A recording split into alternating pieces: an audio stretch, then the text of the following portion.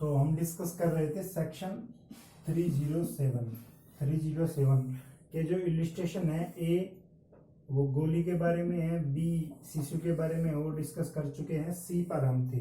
तो सी क्या कहता है, एक बार सी कहता है कि कोई सी इलिस्ट्रेशन है कि ए कोई व्यक्ति है जो बंदूक खरीदने के लिए जाता है। बंदूक खरीदने के लिए जाता है तो तब तक इसने कोई अपराध नहीं किया, इस सेक्शन का तो नहीं किया। अटेम्प्ट टू मर्डर का कोई अपराध इसने नहीं किया। लेकिन ए खरीदने जाता है बंदूक को, अपराध नहीं किया, गोली खरीदी, कोई अपराध नहीं किया। बी को मारने के लिए गया, ठीक है, बी को गोली मार दी और बी मर गया। तो यहाँ क्या हुआ, हत्या हुई, ठीक है। लेकिन बी को इसने गोली चलाई और वह बच गया, वो वहां से भाग गया। तो कौन सा हुआ अपराध, इसका। और पहली क्या थी सजा, अटेम्प्ट टू मर्डर की सजा 10 साल तक जुर्माना, 10 साल की सजा या जुर्माना या दोनों।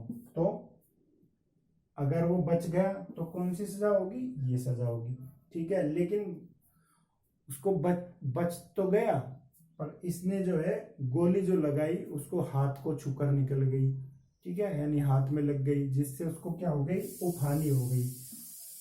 तो उफानी होने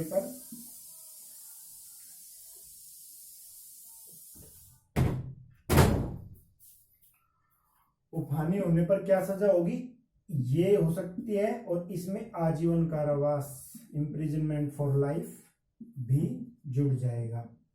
या तो इम्प्रिजनमेंट फॉर लाइफ दे सकते हैं या 10 वर्ष तक की सजा और जुर्माना और दोनों, ठीक है। तो ये सेक्शन ये लग जाएगी यदि उफानी होती है। तो ये इलिस्ट्रेशन था सी।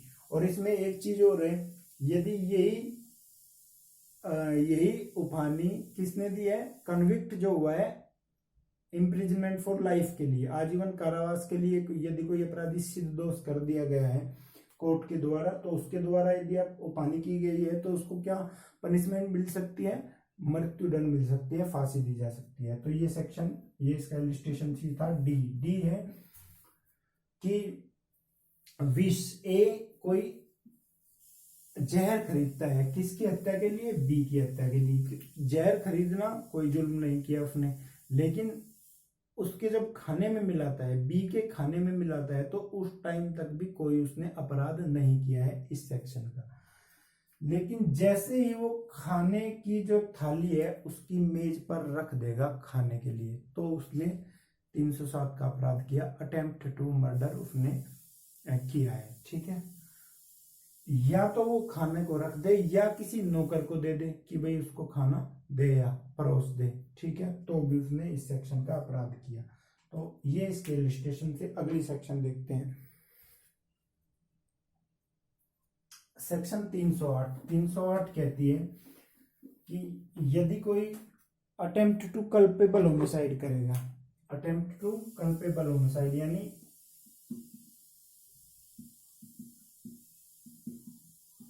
कल्पेबल होमिसाइड, आपराधिक मानव वध का यदि कोई प्रयत्न करेगा तो उसको कितनी सजा दी जाएगी, इसके बारे में बताता है। उसमें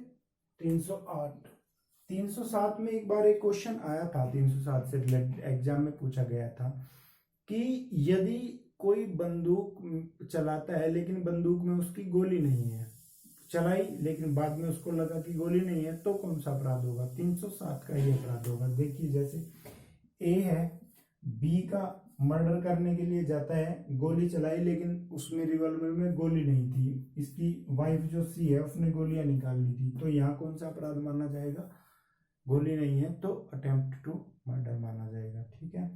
अब हत्या का प्रयास माना जाएगा, या इसकी गोली मिस हो गई, नहीं चली, तो भी अटेम्प्ट टू मर्डर का ही होगा। अब देखते हैं अटेम्प्ट टू कल्पेबल होमिसाइड,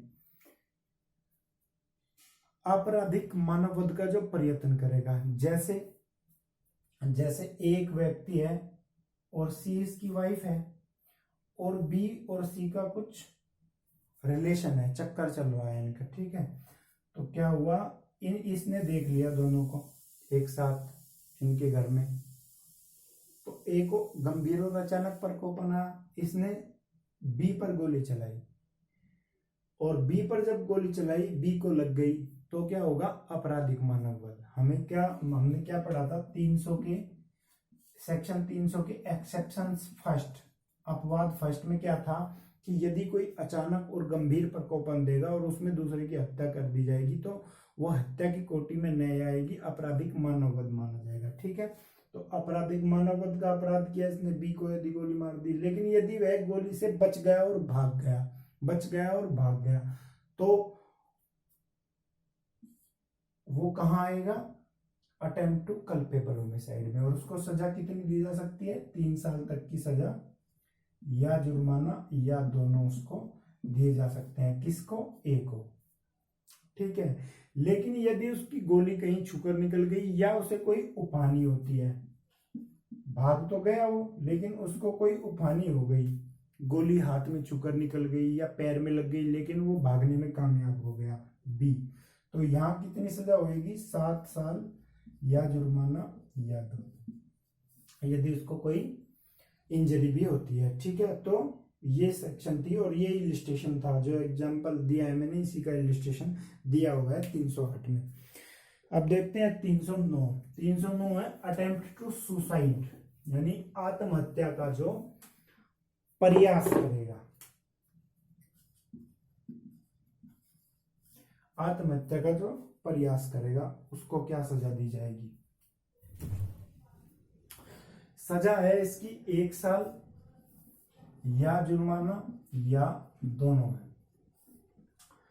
लेकिन थोड़ा सा इसमें समझने वाली ये बात है कि जैसे एक औरत है और वो कुएं में कूदने के लिए गई, यहां खड़ी हो गई कुएं में कूदने के लिए, लेकिन लोगों ने पकड़ लिया उसको, तो अटेम्प्ट टू सुसाइड नहीं माना जाएगा, प्रयास नहीं माना जाएगा। क्यों नहीं माना जाएगा, क्योंकि उसका मन बदल सकता है और वो वापस आ सकती है। ठीक है, ऐसे ही मान लीजिए किसी ने फांसी लगाने का कोशिश कर रहा है और रस्सी बांध दी, तो अटेम्प्ट टू सुसाइड नहीं माना जाएगा, क्योंकि वो रस्सी बांध दी उसने, उसका मन भी बदल सकता है। ठीक है, तो जब तक वो नहीं कूद नहीं गई तब तक अटेम्प्ट टू सुसाइड नहीं माना जाएगा, या वो फांसी पर लटक नहीं गया, अटेम्प्ट टू सुसाइड नहीं माना जाएगा। लेकिन लटक गया, कुछ लोगों ने पकड़ लिया, तब माना जाएगा। या जैसे किसने अपने ऊपर तेल छिड़का और माचिस लगा ली, लेकिन वो तुरंत लोगों ने बुझा दी, वो इस सेक्शन में दोषी होगा। इस तरह की चीजें इसमें आएगी। तो ये चीज समझ गए आपकी, कब लगेगी, जब उसने जो है प्रयत्न कर लिया हो। ठीक है, कर लिया हो, करने वाला से नहीं है, क्योंकि उसका मन बदल सकता है, वापस आ सकता है। इसमें एक केस है पी रथी राम बनाम वर्सेज यूनियन ऑफ इंडिया, ये केस था। इसमें जस्टिस काटजू थे डिसीजन देने वाले। 1994 का ये केस है। 1994 में सुप्रीम कोर्ट के जस्टिस काटजू, उन्होंने कहा था कि इस सेक्शन को निकाल देना चाहिए, इस सेक्शन को नहीं रखना चाहिए आईपीसी में। और ये सेम बात अरुणा रामचंद्र शानबाग बनाम यूनियन ऑफ इंडिया में भी कही गई है 2011 में कि सुसाइड के जो ये सेक्शन है 309 जो सेक्शन है ये हमारी, इसको जो है आईपीसी से हटा देना चाहिए। तो ये इससे कई बार क्वेश्चन पूछे जाते हैं, बहुत बार क्वेश्चन पूछे जाते हैं। और क्वेश्चन में ये भी आता है कि ऐसा कौन सा अपराध है कि अपराध कर लिया तो सजा नहीं दे सकते। क्योंकि देखिए आप ए ने अटेम्प्ट किया सुसाइड का और वो मर गया तो अपराधी नहीं, लेकिन अगर बच गया, लोगों ने पकड़ लिया, तो अटेम्प्ट टू सुसाइड का उस पर केस चल सकता है और वो अपराधी होगा। तो ये ऐसी सेक्शन है जो कर ली गई तो अपराधी खत्म, कोई केस नहीं, लेकिन अगर बच गया तो वो अपराधी होगा। ठीक है, अब देखते हैं हम सेक्शन 310।